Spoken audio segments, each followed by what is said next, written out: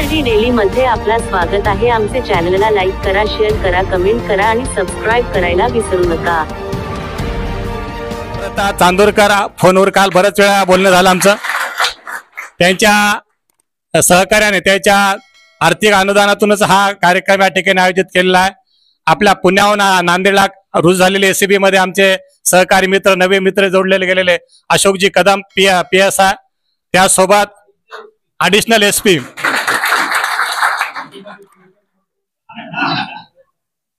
कारण आम्हाला PSI जास्त गरज पडते। ॲडिशनल SP सन्माननीय अशोकजी कदम सर त्याच्या सौभाग्यवती पण या ठिकाणी उपस्थित आहेत। त्यासोबत आपले मित्र आणि सहकारी भारतीय जनता पार्टीचे जिल्हाध्यक्ष सन्माननीय किशोरजी हट्टेकर साहेब, आमचे बालाजी गव्हाणे, बंडू पिंपलपल्ले, त्यासोबत सरपंच या ठिकाणी उपस्थित आहेत, सुधाकरजी टाक आहेत, आमच्या नेहमी कार्यक्रम उपस्थित असलेले श्रीनाथजी लोखंडे आहेत, भोई सर आहेत, त्यासोबत बीडून आलेले चौरे साहेब आहेत। अशा या सर्वांच्या उपस्थितीमध्ये हा एक आणि सागर सर आहेत आणि त्यासोबत आमचे सहकारी पत्रकार उद्धवराव सरोदे, शेख साबेर, आनंद मोरे, आमचे हे आदी गुरखेल, या सर्वांच्या उपस्थितीमध्ये हे म्हणजे कृतज्ञता व्यक्त करण्यासाठी आहे। हे कृतज्ञता व्यक्त करण्यासाठी हा कार्यक्रम आयोजित केलेला आहे आणि शेतकऱ्याविषयी कृतज्ञता असावं या ठिकाणी हा कार्यक्रम आहे। तर या ठिकाणी उपस्थित तर सत्काराचा विषय नव्हता, पण ग्रामस्थाला वाटलं की आलेल्या पाहुण्याचा सत्कार करावा म्हणून त्यांनी ठेवलेला आहे। मी आधी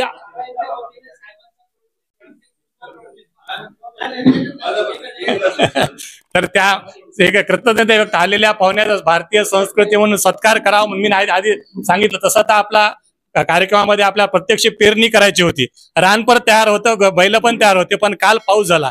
पाऊस झाल्यामुळे पेरणीचा कार्यक्रम हा रद्द म्हणजे तो काय राहून गेला। म्हणजे पुनश्च पेरणी करून आपल्याला पुन्हा सुरुवात करायचंय। जसं मंडळाच्या तुरुंगामधून टिळकांनी म्हणलं तर पुनश्च हरिओम, पुनश्च पुन्हा आपला हरिओम करायचंय या ठिकाणी। त्यासोबत भोई प्रतिष्ठानच्या वतीनं आपला आत्महत्याग्रस्त शेतकरी कुटुंबासाठी प्रकल्प राबवण्यात येतो, ते सुद्धा एक भाऊबीज म्हणून सुद्धा कार्यक्रम आहे। म्हणजे दोन कार्यक्रम या ठिकाणी त्या आमच्या भगिनी देखील या ठिकाणी उपस्थित झालेल्या आहेत। भाऊबीज देखील होईल आणि शेतकऱ्यांना खते आणि बियाणे प्रॉब्लेम असा झाला की तुम्हाला 20-0-0 तुम्हाला देईल असं सांगितलं होतं, पण जे संस्था जी काम करते, जे वेलनेस संस्था जी काम करते ते जैविक शेतीसाठी पुढाकार घेते। म्हणजे आपल्या जीवनामध्ये आपला केमिकलाचे खतं या केमिकल द्रव्य कमी जाऊच नाहीत यासाठी प्रयत्न करते। म्हणून त्यांनी आग्रहानं त्या ठिकाणी त्याच्यासाठी ते आले, तर त्यांनी आपल्याला बियाणे आणि जीवाणू संवर्धन खते या प्रकारचे मदत दिलेली आहे। पुन्हा सुद्धा ते मदत सहकार्य करणार, शेतकरी उभारण्यासाठी मदत करणार आहेत। तर सर्वप्रथम मी इथं विनंती करतो काशी कदम यांना की त्याने ताईचं, माधुरी चांदोरकर ताईचा सत्कार करावा। यांचा सत्कार सकारात्मक पवार करतील।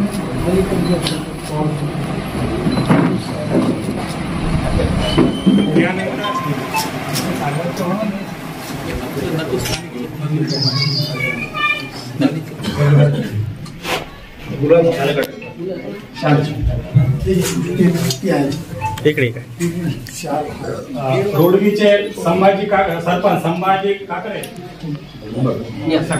वैशाली भोये, यांचं स्वागत।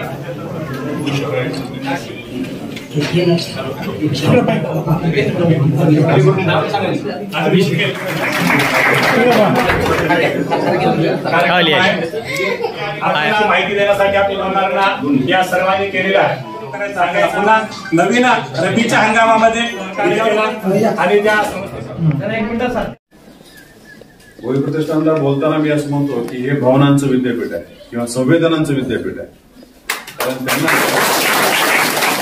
माणसाच्या आर्थिक उन्नती किंवा या गोष्टीसाठी ते प्रयत्न केलेच पाहिजे, पण त्याच्या भावना जपल्या गेल्या पाहिजे, त्याचं सुख दुःख पाहिलं गेलं पाहिजे, यासाठी ते काम करणारे एक विद्यापीठ आहे। आणि भोई प्रतिष्ठान एक दिवसासाठी हे काम नाही करत, ते गेल्या 15 वर्षापासून मी पाहतो, त्याच्यापूर्वी कितीतरी काळापासून करत असं मला डॉक्टर साहेब स्वतः मेडिकल ऑफिसर डॉक्टर जे असतात त्यापैकी आहेत। त्यांनी शरीराचे विज्ञान शिकण्याच्या ऐवजी मनाचं विज्ञान शिकलं असं मला वाटतं जास्त, त्यामुळे त्याच्यामध्ये जास्त काम। आणि महत्वाचं म्हणजे आपल्याकडं त्यांनी सुरुवात जी केली ती जे शेतकऱ्यांनी आत्महत्या केलेली आहे त्यांच्या मुलांना शाळा शिकवण्यापासून, त्यांना दत्तक घेण्यापासून, त्यांच्या पुढचे खर्च करण्यापर्यंत या सर्व गोष्टी त्यांनी केल्या आहेत. ह्या करण्यामागचा उद्देश जसं आता बोलणाऱ्यांनी सांगितलं की गाडी स्टार्ट करून देणे हा प्रकार आहे. इथं कुठं उपकाराची भावना नाहीये की बाबा यांच्यावरती खूप मोठे उपकार केले अशी भावना न ठेवता जे काही धक्का बसलेला आहे त्या धक्क्यातून सावरून बाहेर पडावं, एका मार्गाला आपला जायचं आहे त्या मार्गावरती सुरुवात करावी एवढ्या पुरतं त्यांची प्रयत्न असतो. आणि ते करण्यामागे त्यांच्या ज्या भावना असतात, संवेदना असतात त्या अतिशय पॉझिटिव्ह असतात.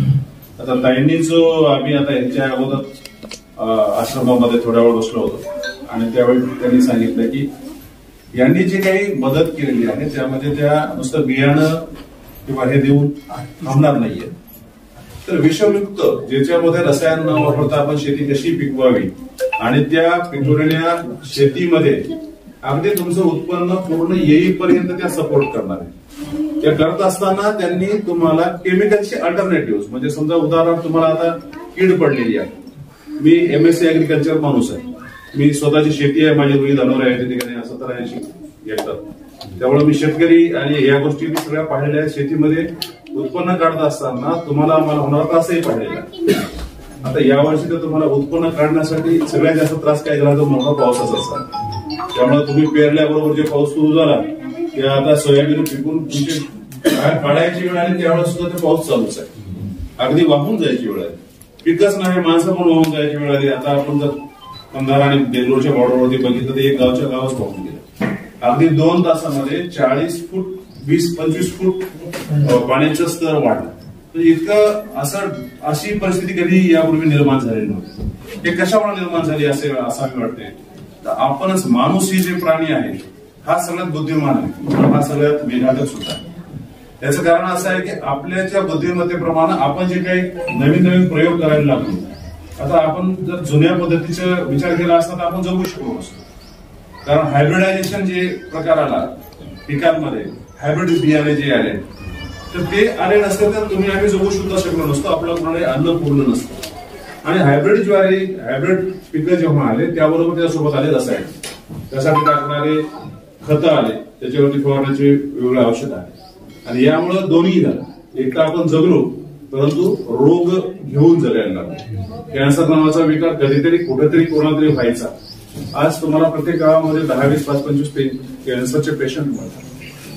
हे होण्यामागे काय कारण आहे डॉक्टर अधिक चांगलं सांगू शकतील, परंतु निश्चितच ह्या मागे आपण जे विषयुक्त अन्न खातो ते 100% त्याचं कारण आहे. बरं, याचं एक्स्ट्रीम एंड दुसरंही सांगतो की जर तुम्ही रासायनिक शेतीकडे 100% वळला तर जशी श्रीलंकेची परिस्थिती झाली तशी आपली पण होऊ शकते. कारण श्रीलंकेमध्ये त्यांनी फारच मोठ्या प्रमाणात रासायनिक शेतीचा प्रयोग केला आणि त्यांच्या उत्पन्नाचं स्तर एवढं खाली गेलं की त्यांना परत त्याच्यातून बाहेर पडणं कठीण झालं आणि अक्षरशः तिथं सरकार पोहोचलं. म्हणजे आपण पूर्णपणे सेंद्रिय शेतीकडे वळू आज तरी आपल्याला ते पॉसिबल वाटत नाही, परंतु सेंद्रिय शेतीकडे थोडं थोडं जाणं, रसायनांपासून आपण दूर जाणं हे अत्यावश्यक आहे. आणि त्याचा चंचू प्रवेश किंवा 10 एकरचा मालक आहे, 5 एकरचा मालक आहे, त्यात 1 एकरभर 1.5 एकर आज करणं गरजेचं आहे. आणि एका वर्षी, ज्या वर्षी तुम्ही पहिल्यांदा हे प्रयोग कराल त्या वर्षी तुमचं जे उत्पन्न आहे ते बऱ्यापैकी कमी होते, 50%, 80% कमी होते, म्हणजे 20%, 30% उत्पन्न येते. त्यामुळे माणूस गावून जाते आणि पुढच्या वर्षी हा प्रयोग बंद करून टाकतो. कारण 80% कमी होणं म्हणजे 20%च फक्त उत्पन्न व्हायला लागला. 10,000चं जे उत्पन्न होतं ते 2,000 रुपयाचं उत्पन्न होणार. तर त्यामुळे आपण ही शेती सोडून द्यायच्या बाजूला. यामध्ये सातत्य राखणं आणि हळूहळू तुमचा एरिया जो आहे तो रसायनमुक्त शेतीकडे नेणं याची जास्त गरज आहे असं मला वाटतं. आपण आज जो प्रयोग करणार आहे, जे काही शेतीचे उत्पन्न आज घेणार आहे, रसायनमुक्त होण्याकडे वळतो आहे, तर तुम्हाला जे काही एरिया दिलाय त्यामध्ये जरी छोटासा एरिया तुम्ही आज ठेवला आणि त्याला हळूहळू तुम्ही जर वाढवत नेलं आणि पुढे जर तुम्हाला लक्षात आलं की हे उत्पन्न वाढवण्यासाठी सुद्धा आपण चांगले प्रयोग करू शकतो आणि रसायनमुक्त राहून सुद्धा आपण जास्त उत्पन्न काढू शकतो. कारण पहिल्या वर्षी तुम्हाला प्रयोगामध्ये जाणार, त्यानंतर हळूहळू तुम्ही जेव्हा 2 वर्ष किंवा 3 वर्ष कराल तर तुमचं उत्पन्न तुम्ही पूर्ववत आणू शकता. पण त्यासाठी लागणारा जो वेळ आहे तो वर्षाचा 3 वर्षाचा असतो. त्यामुळे रसायनमुक्त शेती करत असताना एका वर्षातच ठरवू नका की आज आपण बंद करून टाकतोय.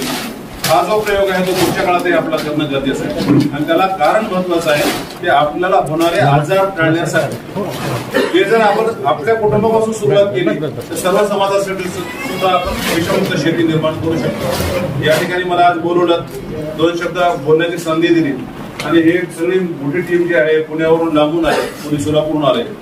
मी ह्याच ठिकाणी आता नोकरीला लागलो आणि याच ठिकाणचा माझा जन्म इथंच झालेला आणि इथंच वाढलेला आहे। त्यामुळं मला या लोकांचं कौतुक वाटते की यांनी तिथलचा जवळचा एखादा भोरसारखा एरिया सोडून आपल्या लांबचा येऊन शहापूरसारख्या गावाची निवड केली। या ठिकाणी ते लोकांना मदत करतायत, त्यांच्या वेगळ्या वेदना संवेदना समजून घेतायत आणि त्यांना स्वतः येऊन त्यांची मदत करतायत। मला खरंच या लोकांचं कौतुक वाटते आणि मी या सगळ्यांचे खूप धन्यवाद व्यक्त करतो आणि माझे 2 शब्द संपवतो।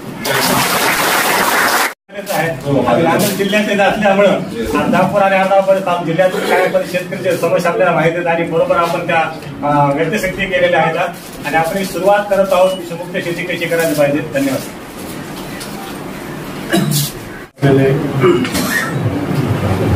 भारतीय जनता पार्टीचे जिल्हाध्यक्ष आदरणीय ॲडव्होकेट किशोर देशमुख साहेब, doctor Milind Bhoi sir, Ashok Kadam sir, doctor Janak Chaure sir, doctor Rasnath Lokhande sir, Keshav Bhadre sir,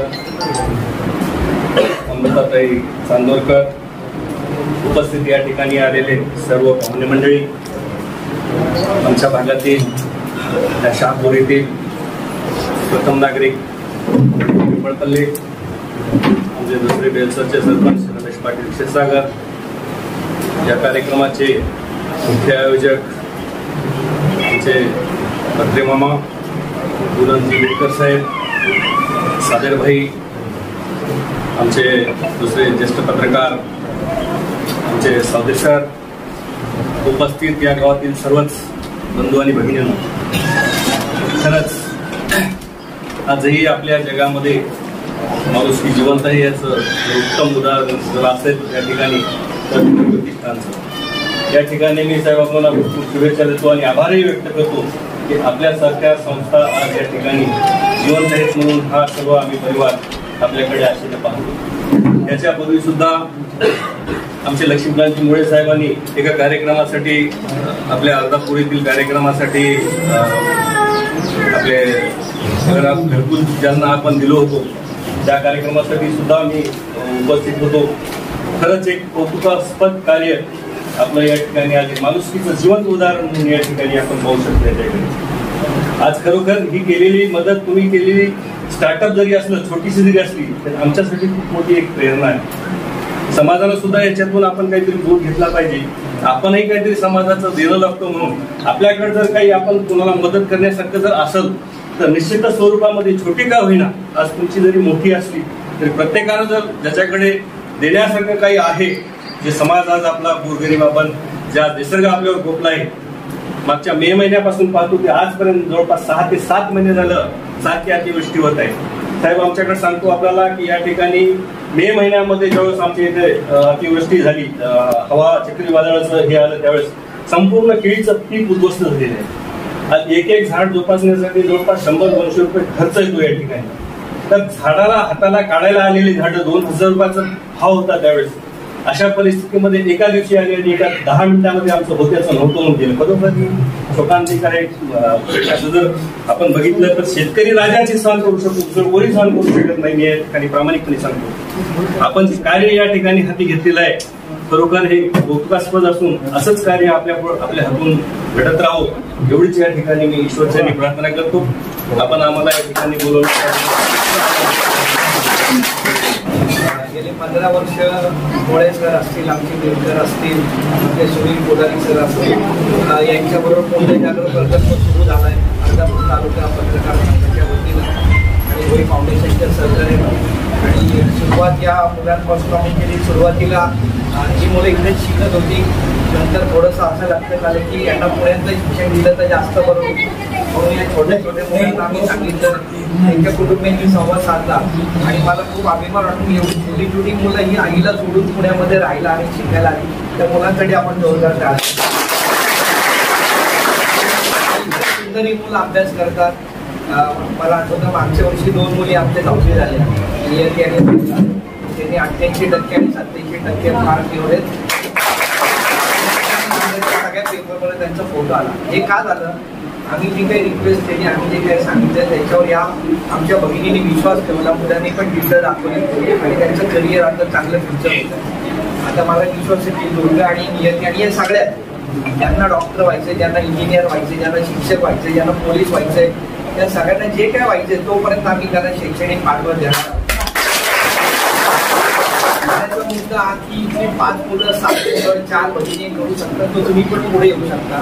तुमच्या पाणीमध्ये, तुमच्या माहितीमध्ये अशी जर मुलं असतील ज्यांना खरंच शिकायचंय, ज्यांना काहीतरी बनायचंय पण आई नाहीयेत, वडील नाहीयेत किंवा आई वडील शिकू शकत नाही, अशी जर मुलं असतील तर तुम्ही मोळे सरांच्या भांगे पाटील आहेत किंवा फुलारी सर यांच्याकडे नावं द्या, त्यांना आम्ही शिकवण्याचा प्रयत्न करू. दुसरा मुद्दा, गेले 2 दिवस मी फुलारी सरांसोबत चर्चा करतो. या ठिकाणी ऊसतोड कामगारांना महिलांचे वेगळे प्रश्न आहेत. 2 दिवस आम्ही बीडमध्ये राहिलो होतो. बीडमध्ये पण खूप भयंकर परिस्थिती आहे आणि मागच्याच आठवड्यात बीडमधल्या एका आमच्या बळीराजाने आत्महत्या केली. त्यांची 3 मुलं सुद्धा आम्ही काल जाऊन भेटलो. त्यांना 3घांना सुद्धा आम्ही शिक्षणासाठी दत्तक घेतली. त्यांची मुलं आपल्या यांच्याबरोबर पुढे शिकणार आहे. अशा प्रकारे तुमच्या आजूबाजूला जर अशी काही परिस्थिती असेल, ज्या एकल महिला आहेत, ज्यांना काहीतरी प्रॉब्लेम्स आहेत, माझ्या घरामध्ये काही अडचणी आहेत, त्यांनी बिनधास्तपणे आमच्यापैकी कोणाशी संपर्क साधा. मोळे सरांचा नंबर सगळ्यांकडे आहे. या सगळ्यांना आपण एकत्र करून एकत्र शिक्षण द्यायचं काम करू. तर काहीतरी खाणं देणं, कपडे देणं, मदत करणं ही तात्पुरती मदत असते. जे बियाणं असताना दिलंय त्याच्यातनं ते पीक उभं राहणार आणि काय चोरी तो शेतकरी बळीराजा उभं राहणार. मला असं वाटतं हे नुसतं बियाणं नाहीये, हे चांगल्या भावनांचं, चांगल्या प्रयत्नांचं आणि चांगल्या माणसाचं बीज टाइम यायला लावलंय. त्याच्यासाठी तुम्ही आपली सर्वजण उपस्थित आहे. मदत किती मोठी आहे, किती खर्चिक आहे हा विषय नाहीये, पण त्याच्या बाबतीत भावना ही जास्त महत्वाची आहे. मला वाटतं की या भावनांची जाण असणाऱ्या आदरणीय ताई आहेत आणि भावनांची जाण त्यांनाच असते ज्यांना जाणीवांचं भान असतं. अशी वेळ येऊ नये, पण जर तशी वेळ आली तर एक भाऊ म्हणून आम्ही काही फार मोठं काम करत नाही. जे लोक आम्हाला देत आहेत ते आम्ही तुमच्यापर्यंत पोहोचवण्याचं आम्ही फक्त पोस्टमन किंवा कुरिअर बॉय म्हणून काम करतो. ताईंची माझी भेट परवा झाली. त्यांनी मला फक्त फोनवर संपर्क केला होता आणि त्यांनी सांगितलं की मला शेतकऱ्यांसाठी काहीतरी करायचंय आणि मग मी लगेच मोळे सरांना फोन केला आणि त्यांनी शेतकऱ्यांची यादी दिली आणि आज त्यांच्या शेतामध्ये बी पेरलं जाईल आणि ते नुसतं बियाणं देऊन थांबत नाहीयेत, तर जैविक शेती किंवा नैसर्गिक शेती कशी करायची याच्याबद्दलच्या नंतर सुद्धा तुमच्याशी संपर्कात राहणार आहे. नंतर वेळ घेऊन तुम्हाला सगळ्यांना एकत्र करून ते तुमच्याशी भेटायला, गप्पा मारायला येणार आहेत की कमी रसायनं वापरून चांगलं पीक कसं घ्यायचं, चांगल्या क्वालिटीचं पीक कसं घ्यायचं, म्हणजे जेणेकरून कुठल्याही बळीराजावर अशी आत्महत्या करायची वेळ येणार नाही असा मला विश्वास आहे. आपण काहींच्या प्रयत्नांना शुभेच्छा देतात आणि त्यांना शुभेच्छा देताना मी दत्त आदरणीकरांच्या आवडी मला आठवतात. गेले मी म्हणालो तुम्हाला की गेले महिन्याभर आम्ही बीडमध्ये काम करतोय. ते डॉक्टर जनरल चौरे आहेत आणि डॉक्टर श्रीनाथ लोखंडे हे 2 समाजाचे डॉक्टर आहेत. यांनी नांदेडमध्ये किंवा बीडमध्ये इतकं मोठं काम केलं, इतकं चांगलं काम केलंय की फक्त त्यांना फोन करायचा, त्यांच्याकडे यादी असते, त्यांच्यापर्यंत ती मदत पोहोचते. मला वाटतं की अशी माणसं आपण जपली पाहिजेत. या सर्वांना शुभेच्छा देताना मला दत्त आदरणीकरांचे 4 ओळी आठवतात. तर काही तुमच्यासाठी सांगतो आणि थांबतो. आणि या सगळ्या प्रकल्पामध्ये एक मोठा भाऊ म्हणून, एक आदर्श म्हणून टाक साहेब असतील किंवा सगळीच मंडळी पुढे एकत्र नाव घेणार नाही. त्यांना फक्त सांगायचं की आम्ही नांदेडला येतोय. ते माणसं सगळे त्यांचे व्यवसाय बाजूला ठेवून आमच्या बरोबर असतात. पहिल्या 15 वर्षापूर्वी जेव्हा पहिल्यांदा नांदेडला मी आलो तेव्हा मला कोणी माहिती नव्हतं, कोणाची ओळख नव्हती. पहिल्यांदा भेटलेला मला माणूस म्हणजे टाक सर आणि तो कलवाड सर आहे आणि आज पण 15 वर्षानंतर ते माझ्या बरोबर आहे. मला वाटते जी भावना आहे ही भावना जपण्याचं काम आपण दोन सर्व करूयात. ज्यांची बात फिरून आली त्यांनी 2 फुलं द्यावी, ज्यांचे सूर फिरून आले त्यांनी 2 गाणी द्यावी, ज्यांच्या अंगी झुकले डब त्यांनी ओंजळ पाणी द्यावं, आपलं श्रीमंत हृदय विकतून भरून घ्यावं, आभाळ एवढी उंची ज्यांची त्यांनी थोडं खाली यावं, मातीत ज्यांचे पाय मरले त्यांना थोडं उचलून घ्यावं. साहेबांनी सांगितलं की शेती करताना थोडा वेगळा विचार करा, पारंपरिक शेतीमध्ये अडकून राहू नका, सेंद्रिय शेतीच्या बरोबरच थोडी शेती पण करा. मला असं वाटतं की कुठल्याही संकटाला जर तोंड द्यायचं असेल तर त्याच्या लक्षणांपेक्षा त्याच्या मुळाशी जाण्याची गरज आहे. त्या मुळाशी जर आपण गेलो तर त्या संकटावर आपण मात करू शकतो. त्यामुळं त्या संघटनांकडे बघण्याचा दृष्टिकोन बदलण्याची गरज आहे. तो दृष्टिकोन या कार्यक्रमाने बदलेल असा मला विश्वास आहे. सोच बदलो सितारे बदल जाएंगे, नजर बदलो नजारे बदल जाएंगे. कश्तियां बदलने को कौन कहता है, सोचने की दिशा बदलो किनारे खुद ब खुद बदल जाएंगे. फक्त त्याचं पीठ होते आणि जे धान्य जमिनीत पडते हजारो त्या ठिकाणी तयार होते. त्या ठिकाणी हजारो जमिनीत गाडून घेण्यासाठी आपण सगळे प्रयत्न करतो की त्याच्यामुळे हजारो बियाणे तयार व्हावं. त्याच्या मागचा उद्देश हाच आहे की आपण जी मातीत गाडून घेतात ते सगळं हजारो बियाणे तयार करतात. आपण घरी आपण प्रयत्न करतात की लोकांना वारी देण्यासाठी प्रयत्न करतात. आणि गेल्या 600 किलोमीटर नंतर संवेदना जागा होतात हीच महत्वाची गोष्ट आहे. त्यानंतर वकील साहेब विनंती करतो आणि संकटातही पुन्हा उभा राहता येते असं सांगणाऱ्या या कार्यक्रमाचे प्रमुख त्यांना मी या संवेदनाच्या जगामध्ये आपलं मार्गदर्शक समजतो असे मिलिंद मोहिते साहेब, त्यांच्यासोबत मोहिताई आदरणीय त्यांनी मार्गदर्शन करून गेले ते आपल्या जिल्ह्याचे ॲडिशनल SP अँटी करप्शनचे अशोक कदम सर, ज्यांच्यामुळे निरामय संस्थेच्या वतीने आज आपल्याला मदत मिळत आहे. अशा आमच्या अमृताताई तांदूरकर, या जिल्ह्याचे भोई प्रतिष्ठानचे काम करणारे सुधाकर पाट साहेब, आदरणीय किशन कचरेजी, आदरणीय जनक चौरेजी, ज्यांच्यामुळे हा कार्यक्रम इथे पुण्य जागर अभियानाच्या माध्यमातून उभा राहतात. त्यांचे लक्ष्मीकांत मुळे, लालाजी, भाजपचे तालुका अध्यक्ष ज्यांनी अगदी चांगलं मार्गदर्शन केले ते आमचे बालाजी गव्हाणे साहेब, आदरणीय आमचे बेलसरचे सरपंच, शहापूरचे सरपंच सागर साहेब आणि सगळेच आमचे पवार, बागला, अमरापूरचे सोबत आलेले अभिगुरी भाऊ, साबेरबाई, उद्धव सरोदे आणि सांगितलं. खरं म्हणजे एक छोटस कार्यक्रम आज आपल्या गावामध्ये आहे. राजकीय लोक आले तरी आपण दुपारी एवढे लोक सापडत नाही, पण आपल्यालाही कार्यक्रमाची रूपरेखा भावना कळते म्हणून तुम्ही इथे दुपारी सुद्धा. तशी मराठवाडा ही संतांची भूमी आहे. माणुसकी, परदया, परोपकार आम्हाला शिकवल्या जातो, पण आज भौतिक सुखाच्या मागे सगळा माणूस लागल्यानंतर मी आणि माझा कुटुंब इथपर्यंत जिथं आपल्या सगळ्या भावना, आकांक्षा, संवेदना छोट्या होत गेल्या, अशा काळामध्ये एक 600 किलोमीटर दूर माणूस आहे, पुण्याला आहे, सगळं सुख वस्तू आहे. दिवाळीचा सण आहे. तर मी आज एका कार्यक्रमाला चाललो मुखेडमध्ये. एका उदाहरण सांगतो की आलेल्या माणसाचं कार्य कसं या बियाणात झोपायचं नाही, या बियाणात मोजायचं नाही, त्याची मोजदाद कशी करायची उदाहरण सांगतो. मी एका व्यक्तीला फोन केला मोठ्या आणि त्यांना म्हटलं साहेब असा असा एक कार्यक्रम आपल्याला जायचं असं येतात. तर ते मला काय म्हटलं, साहेब आपण वर्षभर घरी राहत नाही, दिवाळी आहे, पाहुणे रावणे घरी आलेले, रवाई आहे, मला नका. म्हणजे आज जीवन जेव्हा मला माझ्या कुटुंबाला माझ्या पाहुण्यात घालायचा क्षण आहे दिवाळी, पुण्यासारख्या जागी जिथं सगळं सुख आहे, सरकारी नोकरी आहे, प्रतिष्ठान आहे, पैसे आहेत, सगळं आहे, दिवाळीत आनंद उत्सव न करता जिथं कुठं अंधार झाला याची बातमी मिळाली, तिथं आपली पंथी घेऊन 600 किलोमीटरवरून निघालेले हे माणसं आहेत. म्हणून यांनी काय म्हणजे ही संवेदना, ही माणुसकी या बियाण्याच्या तर एका दाण्यातून हजारो दाणे निघतील जाईल, पण या माणुसकीच्या तुमच्या एका भावनेतून जर हजारो नाही शेकडो जरी बियाणे निघालं तर ते खरं परोपकाराचं माणुसकीचं काम आहे. ते तुम्हाला मला शिकायचं. ही अडचण जिथे दिसेल, जिथं अंधार दिसेल तिथं दिवा लावायला पाहिजे, जिथं माणसाचं दुःख दिसेल, वेदना असेल. आज नांदेड जिल्ह्यामध्ये आताच कदम साहेबांनी सांगितलं ते गंधा उदाहरण देत होते. ऍक्च्युली देगलूर मध्ये हसनाळ गाव आहे, अख्खं गाव बुडून गेलं, 8 लोक तिथेच वारले, एकूण जिल्ह्यात 13 लोक वारले. नदीकाठच्या गावाच्या शेतीमध्ये काही आलं नाही. कोणाला काय भावना वाटतात ते महत्वाचं नाही, पण चांदूरकर मॅडमच्या संस्थेला त्यांना वाटलं की आपण यावं, काहीतरी करावं, कुठं जाऊ, कोणाला देऊ, काय होते नाही, माझं कर्तव्य आहे, माझ्याजवळ काही आहे मी ते दिलं पाहिजे. ही भावना फार मोठी आहे. हीच भावना जर आपल्याला जपता आली तर खऱ्या अर्थाने या बियाणाचं सार्थक होईल आणि ते आपल्याला करायचं.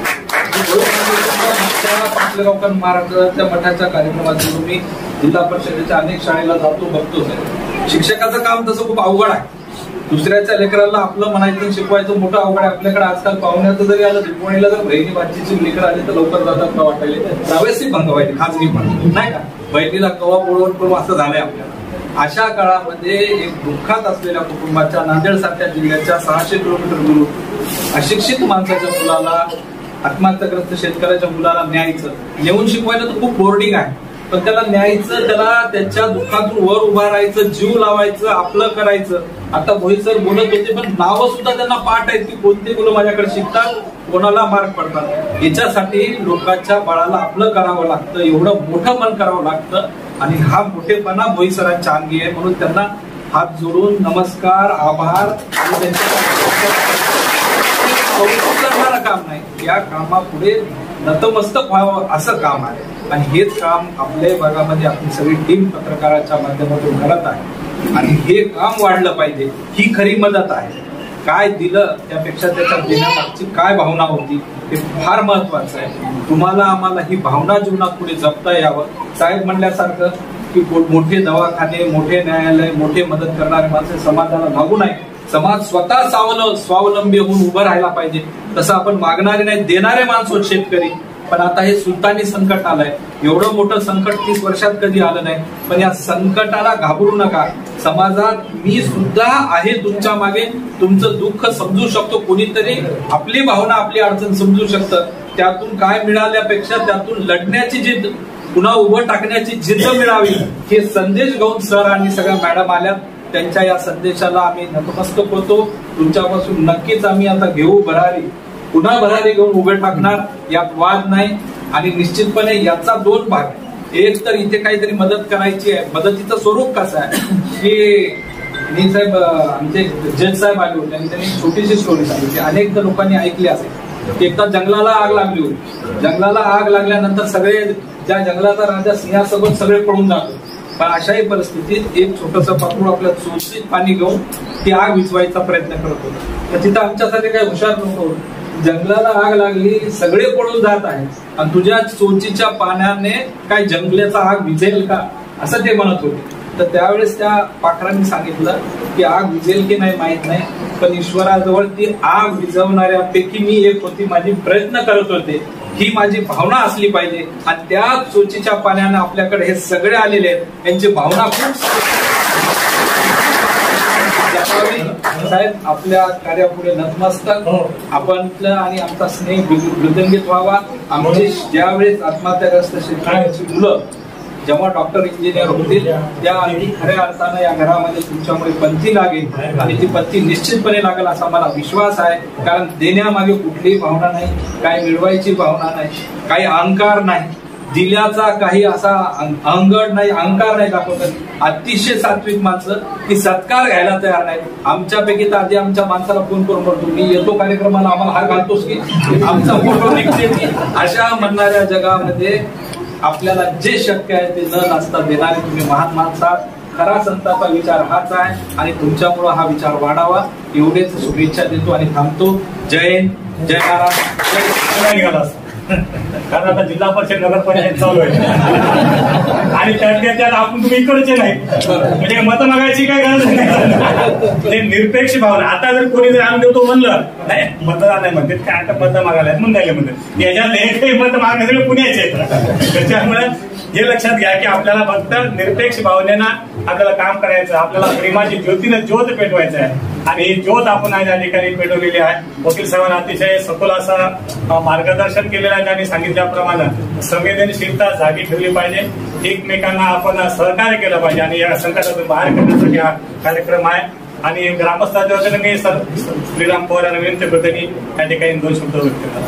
बोलू शकत नाही. सन्माननीय व्यासपीठ, सन्माननीय आदरणीय व्यासपीठ आणि माझ्या गावातील सर्व शेतकरी बंधू भगिनी, आज आपल्या गावामध्ये 600 किलोमीटरवरून होळी प्रतिष्ठान चे लोक आपल्या काही दुःखाच्या भावना जाणून घेण्यासाठी इतक्या लांबून येते.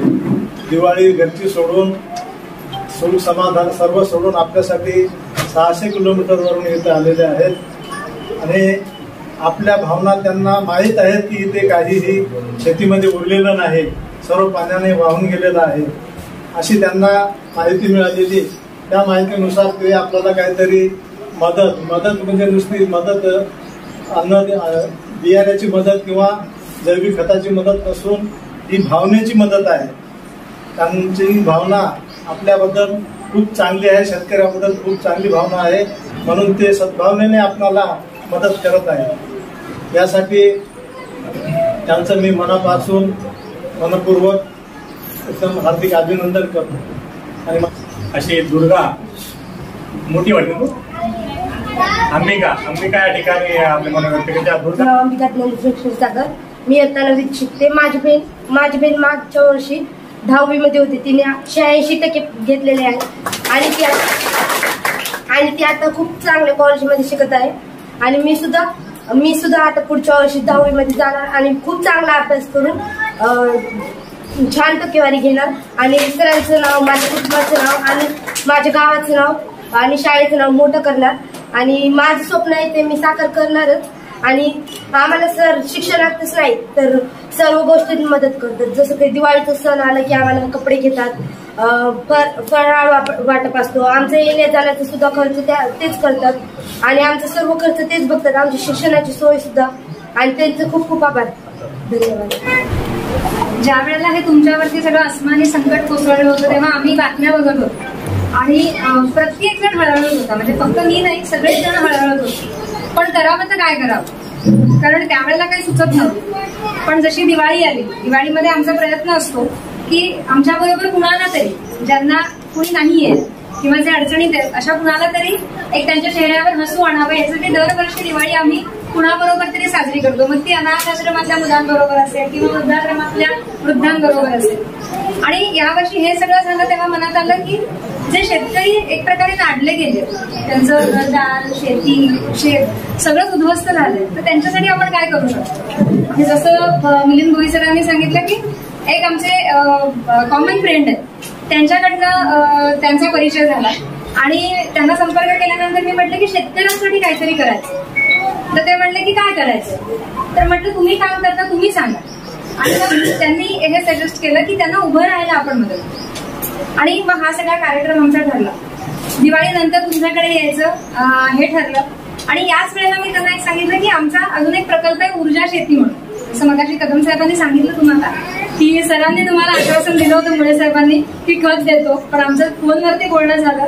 मी म्हटलं रसायनं काही मी देत नसते, कारण मुळातच प्रयत्न आमचा हा आहे की रसायन मुक्त व्हायला पाहिजे। एक लक्षात घ्या, जे रसायन तुम्ही पेरताना ते त्या प्रत्येक दाण्यामध्ये काही अंशी उतरत आहे आणि जो माणूस तो खातोय ना त्या प्रत्येकाच्या पोटामध्ये ते जात आहे ना, एक प्रकारे स्लो पॉइझनिंग हे होत आहे। फवारण्या तुम्ही करता, फवारणी करताना अगदी मास्क बांधा, सगळं करा, पण ती तुम्ही मास्क बांधलाय, तुमच्या आजूबाजूचे एरियातले इतर जण त्यांनी नाही ना मास्क बांधलेला, सो जे वाऱ्यावरती उडतंय ते कुठेतरी कुणाच्या तरी नाकातून त्याच्या फुफ्फुसामध्ये जात आहे ना, त्याच्या फुफ्फुसाला ते डॅमेज करते। आणि ह्याच सगळ्या गोष्टी थांबायच्या। या सगळ्यामध्ये एक भीती जी महत्वाची आहे ती काय आहे की उत्पादन कमी येतं, बरोबर। सगळ्यांच्या मनामध्ये जी भीती आहे ती काय आहे की उत्पादन कमी येतं। तर तुमच्या त्या उत्पादनाला वाढवण्यासाठीच ही जी आमची एक प्रकारे ट्रीटमेंट आहे, याला आम्ही ऊर्जा शेती असं त्याचं नाव आहे। ही जी ट्रीटमेंट आहे ही तुमचं उत्पादन वाढवण्यासाठी तुम्हाला मदत करणार। कष्ट तर तुम्ही सगळे करताय, तुम्हाला तुमचे कष्ट जे आहेत तेच करायचे आणि त्या तुमच्या पिकाला, तुमच्या मातीला, तिथे जो काही जलस्रोत आहे त्याला मदत आम्ही करणार आहोत ऊर्जेद्वारे। मी त्याची माहिती पुस्तिका तुम्हाला सगळ्यांना देणार आहे की नक्की की काय ट्रीटमेंट आहे ती। पण याच्यासाठी आवश्यक काय आहे माहितीये, तुमचं मन शांत असणं आवश्यक। जो शेत कसतोय ना, जो नांगरतोय, जो ते पेरतोय, त्याचं मन जोपर्यंत शांत नाही ना तोपर्यंत ती शांती उगवणार नाहीये। त्यामुळे सगळ्यात आधी ना की डोक्यातली जी एक प्रकारे बजबज आहे, भीती आहे, चिंता आहे, काळजी आहे, ती कुठेतरी शांत करणं गरजेचं आहे। तुम्ही म्हणा तुम्हाला बोलायला काय जात आहे, तुम्ही आलात मस्त पैकी गाडीत बसून, पण मी इथे एक सांगेन की एक वेळेस जेवून पण आम्ही राहिलेलो आणि असं शून्यातून वर आलेलो, त्याच्यामुळे हे दुःख आम्हाला समजू शकतो।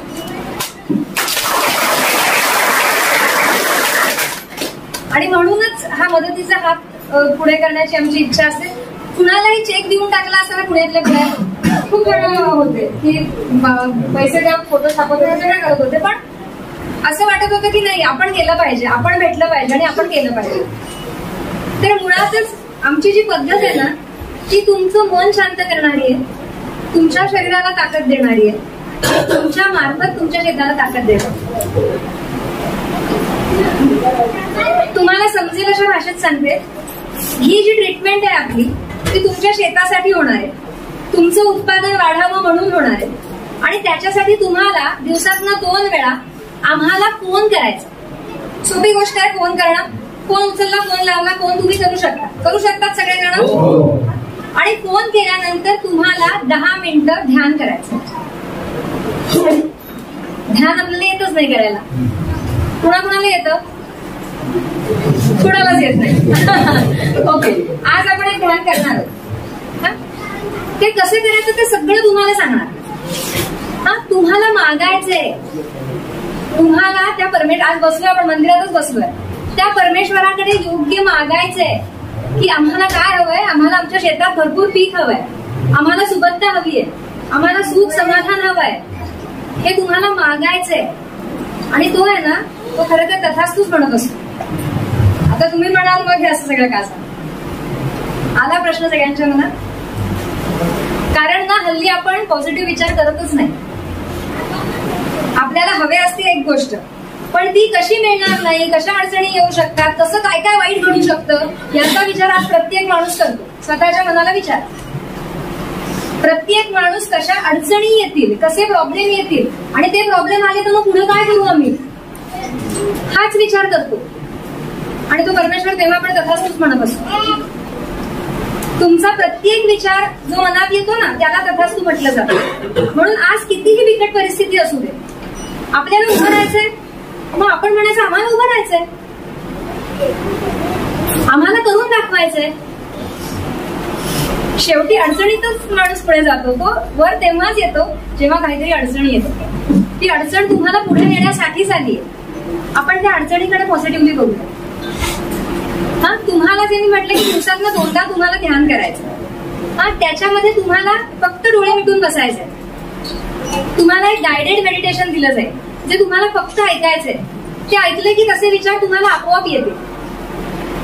एवढं जरी तुम्ही केलं ना, तरीही परिस्थिती बदलायला सुरुवात होणार आहे. आमचं काम असतं त्यावेळेला तुम्हाला आणि तुमच्या शेताला पॉझिटिव्ह एनर्जी देणं. नकारात्मकता आपणच सगळी पसरवली आपल्याच विचारात. तुम्ही बघा, मंदिरात कसं प्रसन्न वाटतं, एखाद्याच्या घरी गेल्यानंतर खूप पॉझिटिव्ह वाटतं, पण तेच एखाद्याच्या घरी गेल्यानंतर नकोसं वाटतं. होतं की नाही असं? का? कारण त्यांच्या घरामध्ये ना वादावादी कटकटी असतात, तिथे निगेटिव्ह एनर्जी असते त्यांच्या वास्तूमध्ये, म्हणून त्या घरात नकोसं वाटतं. कधी कधी आपल्या घरात पण वाटतं की घरात आलं की डोकं दुखतं, बाहेर गेलं की बरं वाटतं. विचार करा की याचा अर्थ घरामध्ये कटकटी आहे, निगेटिव्ह एनर्जी आपणच साठवतोय. मग फक्त शब्द बदला.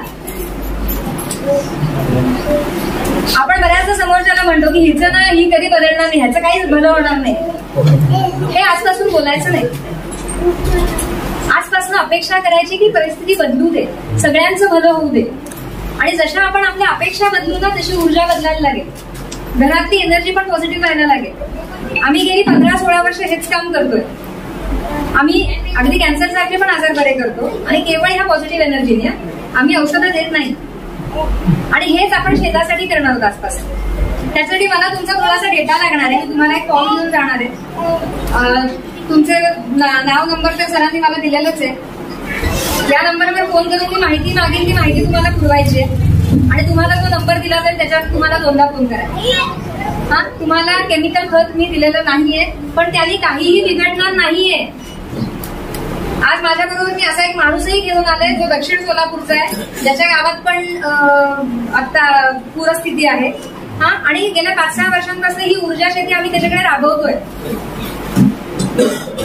म्हणजे सगळेजण शहराकडे नोकरीवर गेलेली लोक आज सगळे घरी परतलेत. स्वतःची शेती कसून भाड्याने शेती घेऊन ते करतायत. आज 3 ट्रॅक्टर आहेत, घरी सुबत्ता आहे.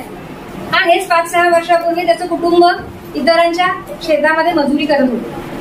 हे केवळ आणि केवळ ऊर्जा शेतीने झालं, कुठलंही केमिकल नाही. आणि हे इथे बसलेल्या प्रत्येकाच्या बाबतीत होऊ शकतं. फक्त तुम्हाला म्हणायचंय की हे आमच्या बाबतीत झालं पाहिजे, हे नाही म्हणायचंय असं कुठं होतं का? मग तो तुम्हाला म्हणणार, तुम्हाला म्हणायचं की हे आमच्या बाबतीत पण झालं पाहिजे. म्हणूनच कदाचित तुम्ही इथे आलाय. हा, आणि हे आमच्या बाबतीत पण होईल. तर मला तुमच्याकडनं काही डेटा हवाय, तो डेटा तुम्ही द्या. त्याच्यानंतर ही ट्रीटमेंट कशी घ्यायची ते तुम्हाला समजावून सांगितलं जाईल. आम्ही आधेमध्ये चक्कर मारू बघायला. काहीही अडचणी आल्या म्हणजे उगवत नाहीये व्यवस्थित किंवा कीड पडली तरीही आपण ट्रीटमेंट करू शकतो. मी खरं तर एक पीपीटी घेऊन आलेले ज्याच्यामध्ये अशी अनेक उदाहरणं आहेत की कीड पडली आणि ती आपल्या ट्रीटमेंटने गेली. फ्लॉवरचं उदाहरण आहे. परफेक्ट. एक व्हॉट्सअप ग्रुप करू आपण आणि त्याच्यावरती मी आतापर्यंतचे जे जे अनुभव आहेत लोकांचे ते तुमच्याशी शेअर करेन. तर मला असं वाटतं आज ही आपण एक नवीन सुरुवात करतोय. हा, आणि ही आपल्याला शारीरिक, मानसिक, आर्थिक, कौटुंबिक शांतता, स्थैर्याकडे, सुबत्तेकडे नेणार आहे. तर तुमचं सगळ्यांचं सहकार्य मला हवंय. तुम्ही ते कराल? तुम्ही ते कराल? धन्यवाद.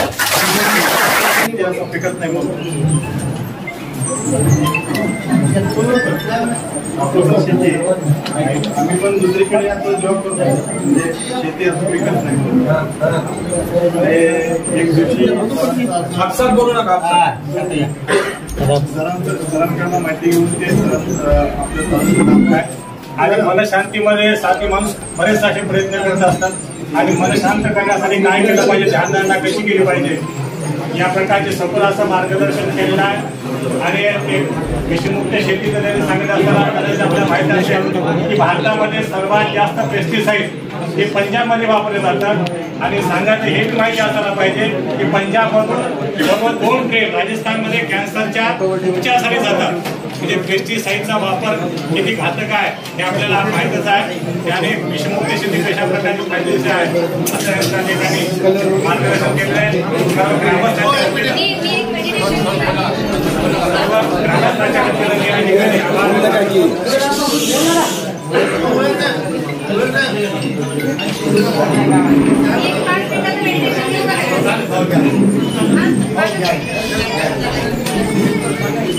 आपण 5 मिनिटं आधी जरा शांत होऊया. तुमचं तुम्हाला कळेल की ही एनर्जी कशी फील होते. हा, शांत झाल्यानंतर कसं वाटतंय हा अनुभव घ्यायचा तुम्हाला. हा, सगळ्यांनी खाली बसा. खाली खुर्चीवर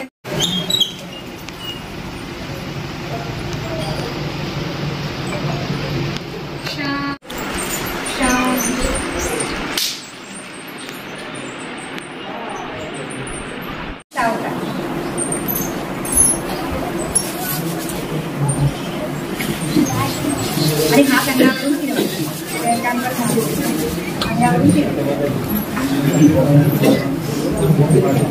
शांत वाटलं?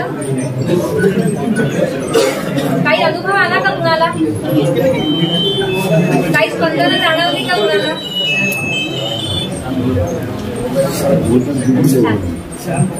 शांत वाटतं. येस. सो हीच शांतता आपल्याला इथून पुढे रोज मिळणार आहे.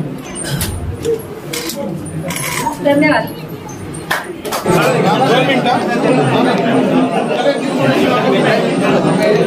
आकाश, आकाश इकडे.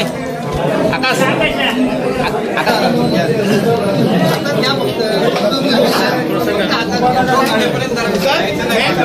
कॅमेरामध्ये बघा फोटो काढता सर. सगळ्यांनी कॅमेरामध्ये बघा प्लीज.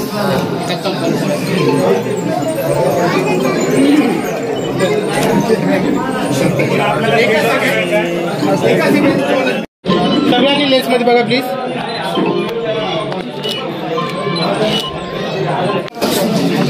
थोडं सर